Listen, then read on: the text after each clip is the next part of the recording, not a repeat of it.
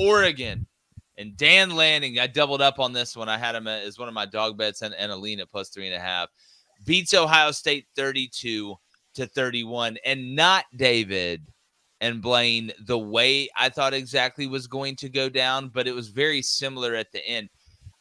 I think you got to, and I know we're going to get to Will Howard, pulling a Nico at the end of the game and not even putting the ball up and not having the awareness to understand the right thing to do. But overall in the game, I didn't think Oregon covered very well throughout the whole contest. I mean, Will Howard made some good throws on that last drive. That corner he threw to get him close to field goal range was a damn good throw. But they had guys running wide open and he would just spit it out on a slant. And Oregon wasn't covering it. I mean, Will ended up going 28-35 for 330 and 2 touchdowns. Dylan Gabriel goes 23-34, 341 yards, 2 touchdowns.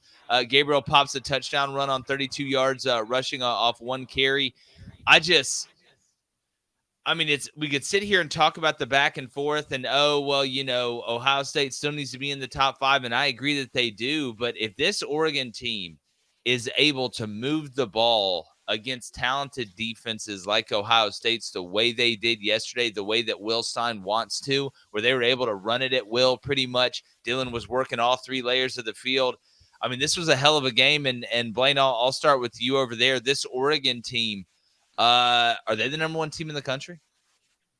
God, I don't know if you can put them in over Texas after they just beat Oklahoma to sleep in the Red River, whatever the hell it was. That was the most boring game of the entire night. We'll get into that later.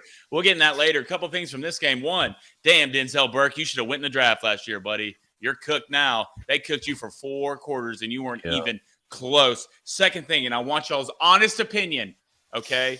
Put your coaching headset on. Y'all think Dan Lanning put that 12th guy on the field late on purpose? No. Are you sure? No, too risky. How's it too risky, though? Tell me how it's too risky. Because that 5-yard penalty could have got him in. A couple things. One, if they catch you, that 5 yards gets Ohio State closer to field goal range, almost within field goal range, or at least you can throw that Hail Mary into the end zone to have a chance to catch it. The second thing is what happens, you put that 12th guy on the field, and all of a sudden Will Howard throws an interception, or there's a bad snap that he has to run back and land on. Now they're at midfield with 6 seconds.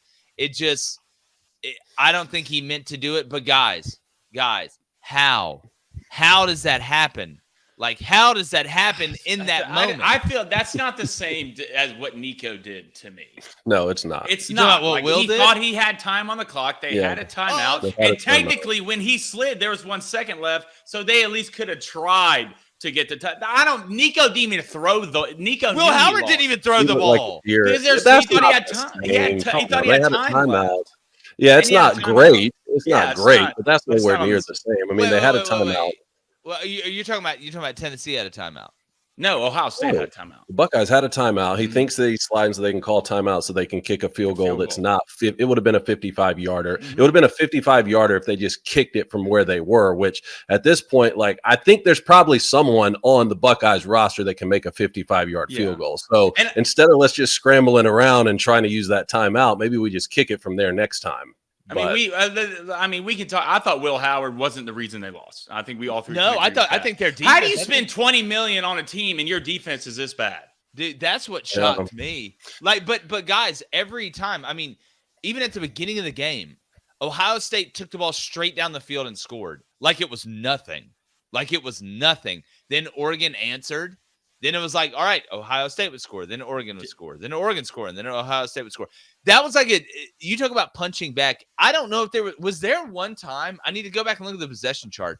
Was there one time in that game where one team scored and then the other team didn't score the next possession? Mm-hmm. That's what I thought was so cool about this game, because very rarely do you see it. This was a top 3 matchup, right? Very rarely do you see a top 3 matchup that could have gone either way or could have gone any sort of way. I thought that based on the way that I had seen Oregon play, the Buckeyes could go in there and win by double digits. I thought that Oregon could do the same thing to the Buckeyes based on a weaker strength of schedule that we've seen from them so far, and having to travel 2 time zones, which we need to talk about that with the Big Ten and the way that some of these games are working out. Or we could see a close football game because both teams are getting exposed and they're not really good. Or we could see a close football game because both teams are really good and they're evenly matched and they're 2 top 5 teams in the country. I think we got the latter. I think they're both top 5 teams right now. I do agree with you though, Blaine. Like the biggest takeaway for me was OSU secondary. Like I understand Evan Stewart is a problem. He's an NFL player, absolute problem. And Oregon has a couple of them, right? But exposed to that level, I really wasn't anticipating that. And it wasn't like the one thing that killed you. We can go back to last year. Not against, but against Michigan. What is the one thing that killed you? I know they didn't come out in 0 a lot, but you got beat for big plays down the field. If I did anything, I want to make Dillon Gabriel and this team with the athletes I have on defense nickel and dime their way down the field and earn it against me. They were taking shots after shots, and the guy that was projected to go in the first round last year, and Denzel Burke, they noticed it, and they noticed it early and said, we're going to go right at you, and they did it for the entire game. Mm-hmm. I mean, just looking to the big play point of yours, Blaine, it wasn't like, and I know Jordan James ended up with 115 yards rushing, but it seemed like Oregon was in 2nd and 8 a lot, or 2nd and 10 a lot, and they would just hit Evan Stewart, or they would hit Tez on a short to intermediate pass, or then finally let one fly deep to Stewart, and he'd catch it, to the point where Ohio State, it seemed like, started calling defensively, pitching backwards a little bit, saying, you know what, we got to take away the pass first and then rally to the run. And then you started to see the run game going in the second half. I mean, guys, Evan Stewart had 7 catches, 150 yards, a touchdown.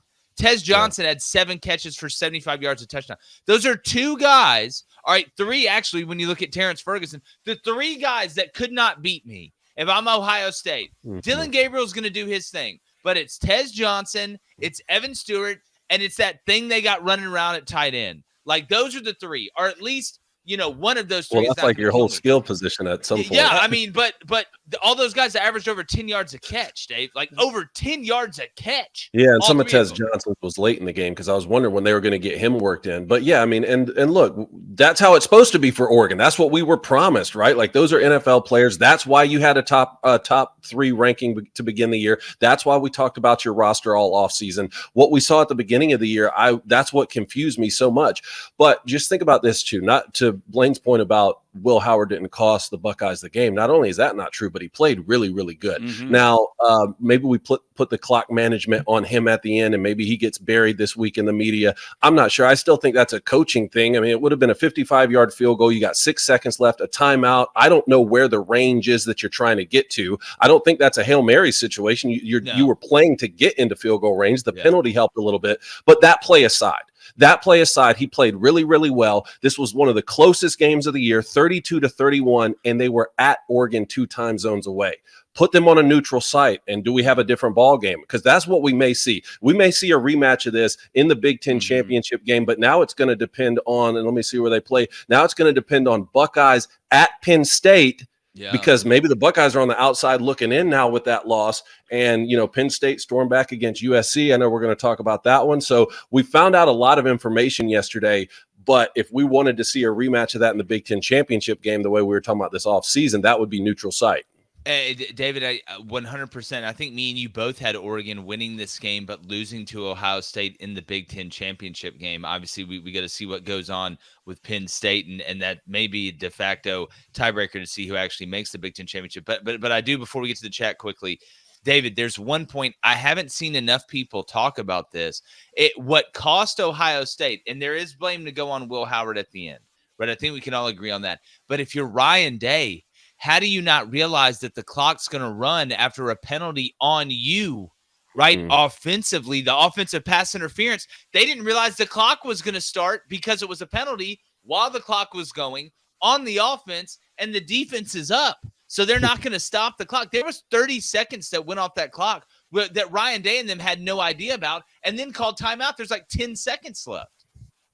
Yeah, they weren't dialed in there late in the game and still had a shot. Again, I'd love to see. I didn't see his post-game press conference. There was too many games going on. I would love to see what his kicker's range is and what the thought process was that there. Maybe there was a little PTSD from the field goal they tried to kick to try and beat Georgia in the semifinal a couple years ago. Well, maybe we can't sit here and Lane Kiffin catch shots about not being able to win the big game and talk about Ryan Day not being able to win the big game. I mean, guys, he's 2-4 in bowl games.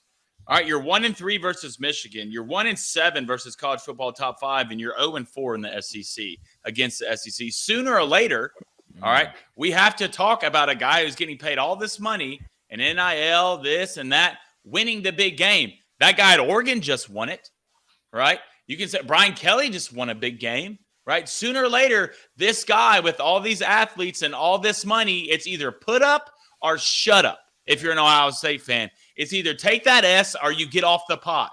And they're going to look, the grass isn't greener always on the other side. But sooner or later, man, as a fan, you have to give me something that matters. I don't care about beating Akron by 40 or Marshall by 30. All right. I want to beat Michigan. All right. I want to win a damn playoff game. I want to win the Big Ten. We have all these athletes, $15 million. You know what I could buy with $15 million? The players I could buy. We wouldn't give up a point. A point. I'm not an Ohio State fan, but it's to the point now where I'm starting to get pissed off.